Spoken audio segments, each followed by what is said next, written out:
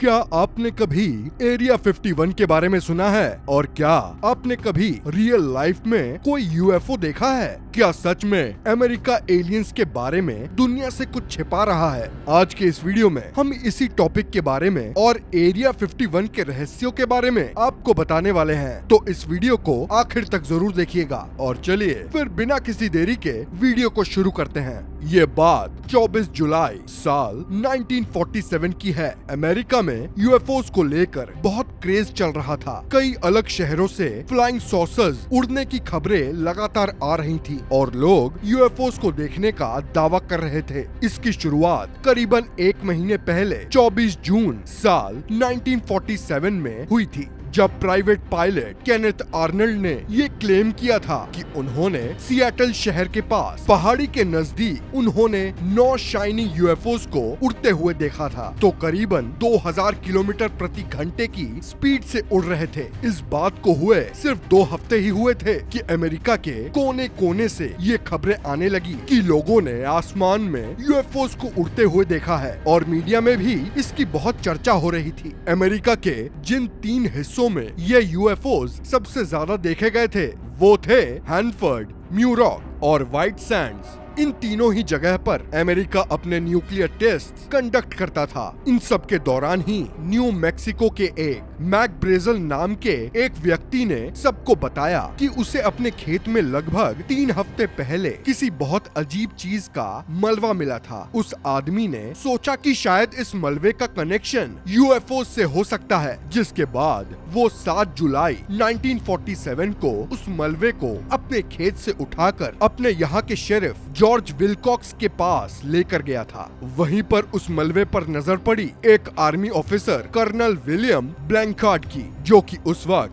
Roswell army airfield के commanding officer थे। इस मलबे के मिलने के अगले दिन ही रॉसवेल आर्मी की तरफ से एक स्टेटमेंट जारी की गई थी, जिसमें बताया गया था कि वो मलबा किसी यूएफओ का नहीं बल्कि एक वेदर बलून का था, जिसका मतलब यहाँ कोई भी यूएफओ नहीं है और इसके बारे में फैल रही सारी अफवाहें झूठी हैं, जिससे यूएफओ को लेकर सभी का जोश ठंडा पड़ गया था। लेकिन इसके कई साल बाद लेट 1970 में फिर से अफवाहें फैलने लगी कि न्यू मैक्सिको डेजर्ट के ऊपर कई लोगों ने यूएफओस उड़ते हुए देखे हैं और कुछ लोगों का तो ये तक कहना है कि उन्होंने यूएफओस को क्रैश होते हुए भी देखा है। उसके बाद साल 1980 में जेसी मार्शल के एक मिलिट्री पर्सनल ने अपने एक बुक में बताया था कि 1947 में जिस मलबे को वेदर बलून का मलबा बताया गया था वो असल में एक यूएफओ का ही मलबा था। और फिर ऐसी कई कहानियां बताई गई कि 1970 में क्रैश हुए यूएफओस में एक एलियन जिंदा बच गया और उसे यूएस आर्मी ने कैद कर लिया था और तब से इस एलियन को यूएस आर्मी सबसे बचा कर रखने की कोशिश कर रही है और वो उस एलियन की मदद से उनकी टेक्नोलॉजी को रिवर्स इंजीनियर करने की और एलियंस की लाइफ पर रिसर्च करने के लिए इस्तेमाल कर रहे हैं। और इन सारी चीजों को जिस जगह पर किया जा रहा है उस जगह को एरिया 51 के नाम से जाना जाता है। एरिया 51 यूएस मिलिट्री की एक फैसिलिटी है जो रेगिस्तान के बीचों बीच बनाई गई है। वो अमेरिका के शहरों से मीलों दूर है और यहाँ आम इंसान का जाना अलाउड नहीं है और अगर कोई चाहे भी तब भी इस एरिया 51 में नहीं पहुँच सकता, क्योंकि इस एरिया तक सिर्फ एक 250 किलोमीटर का हाईवे जाता है, जिसके रास्ते में एक भी पेट्रोल पंप नहीं है। और तो और इस जगह पर हमेशा टेम्परेचर 40 डिग्री सेल्सियस के ऊपर ही रहता है। इस पूरे रेगिस्तान में केवल रशेल नाम का एक गांव मौजूद है और साल 2020 में की गई जनगणना के दौरान यहाँ की पॉपुलेशन 48 थी। इस एरिया के इतने कम पॉपुलेटेड होने का एक बड़ा रीजन ये है कि ये area US government largest control regions में से एक है। इसके अलावा इस जगह को Nevada Test and Training Range के नाम से भी जाना जाता है, जो कि करीबन 12,000 स्क्वायर किलोमीटर के एरिया में फैली हुई है। और इसी जगह पर अमेरिका की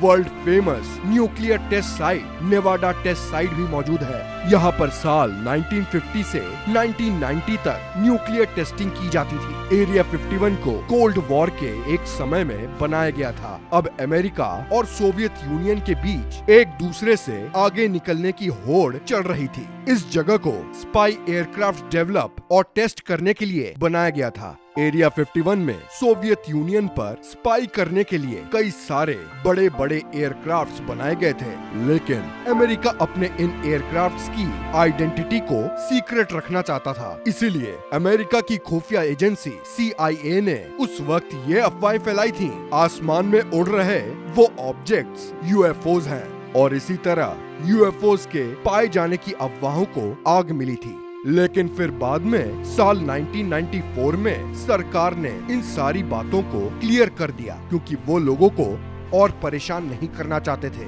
और एरिया 51 को एलियंस से इसीलिए जोड़ा जाता है क्योंकि सारे एयरक्राफ्ट्स यहीं से उड़ते हुए देखे जाते थे। और दूसरे कारण साल 1989 में बॉब लेजर की कॉन्स्पिरेसी थ्योरीज भी आई थी, जिसमें उन्होंने एरिया 51 में एलियन रिवर्स इंजीनियरिंग टेक्नोलॉजी पर काम करने का दावा किया था। और अब हम अगर उस रॉसवेल इंसिडेंट पर वापस आए, जो हमने आपको बताया था स्टार्टिंग में कि रॉसवेल मिलिट्री ने UFOs को वेदर बलून क्यों बताया था, उसका कारण साल 1994 में एयर फोर्स ने बताया कि एक्चुअल में वो एक न्यूक्लियर सर्वेलेंस बैलून था, जिसको सोवियत यूनियन की न्यूक्लियर टेस्टिंग के दौरान साउंड को टेस्ट करने के लिए यूज किया जा सके।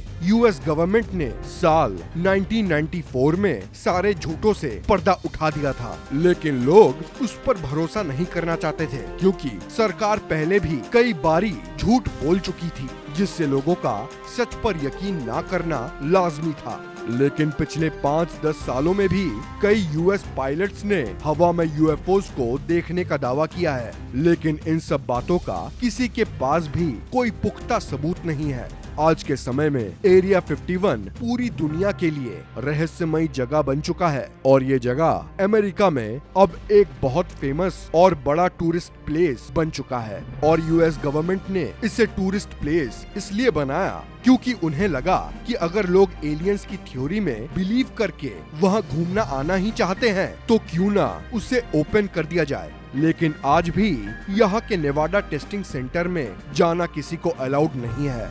एक बार वहाँ एक टाइस ग्रैंजियर नाम के एक यूट्यूबर ने घुसने की कोशिश की थी, तब उसको 3 दिन के लिए जेल में बंद कर दिया गया था। इसीलिए आज भी लोग वहाँ जाने से डरते हैं। दोस्तों, ये तो अमेरिका के एरिया 51 की मिलिट्री थी, लेकिन क्या आपको पता है पिछले कई सालों में भारत में भी कई जगह एलियंस को देखने के दावे किए गए हैं। ऐसे ही एक घटना 15 मार्च साल 1951 की है, जब सुबह 10:20 पर नई दिल्ली में एक फ्लाइंग क्लब के सदस्यों ने आसमान में सिगार के शेप की एक चीज देखी, लेकिन लगभग 100 फीट लंबी थी, और वो दिखने में किसी UFO जैसी थी। और कुछ समय के लिए वो आसमान में मंडराती रही और फिर अचानक से गायब हो गई। लेकिन उस फ्लाइंग क्लब के सदस्यों का आज भी मानना है कि वो एक UFO ही था। ये तो बहुत पहले की बातें हैं। अगर हम अभी जल्दी की बात करें तो साल 2021 जनवरी में लुधियाना पंजाब के रहने वाले लोगों ने दावा किया था कि उन्होंने आसमान में एक अजीब उड़ने वाली चीज को देखा है, जो दिखने में काफी बड़ी और UFO की तरह दिख रही थी। लेकिन ये सब बातें सिर्फ सुनने में आती हैं, कोई पुख्ता सबूत नहीं मिला है। वैसे दोस्तों, आप सबका क्या मानना है? क्या एलियंस सच में होते हैं? और क्या अमेरिका सच में एलियंस की सच्चाई को छिपा रहा है? अपने व्यूज हमें कमेंट सेक्शन में बताएं। और अगर आपको ये वीडियो इंफॉर्मेटिव और इंटरेस्टिंग लगी हो तो इसको लाइक करें और शेयर करें, और ऐसे ही और अमेजिंग वीडियोस के लिए हमारे चैनल को सब्सक्राइब करें। मिलते हैं अगले वीडियो में, तब तक के लिए जय हिंद।